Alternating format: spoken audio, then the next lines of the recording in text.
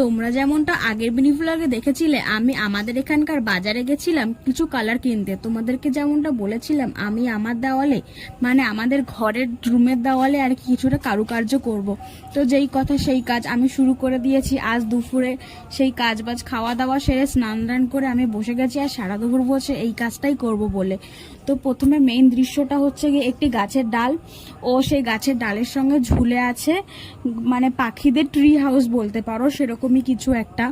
আমি কমন কিছু আঁকতে চাইনি, কিন্তু কমন কিছু না আঁকলেও আমি এর রেফারেন্সটা ইউটিউব থেকেই নিয়েছিলাম। আজকের এই মিনি ভ্লগে হয়তো পুরোটা কভার করে দেখাতে পারবো না, কারণ 1 মিনিটের মিনি ভ্লগে আর কতটাই বা দেখাতে পারবো বলো। তো আমি এখানে আজ পার্ট 1 দিলাম, আর এর নেক্সট পার্ট আমি কালকে দেব এর পরের মিনি ভ্লগে। তোমরা আমার মিনি ভ্লগটাকে অনেক অনেক ভালোবাসা দিও, আর আমার সব ভিডিওতে লাইক কমেন্ট এবং সাবস্ক্রাইব করে যেও। Thank you.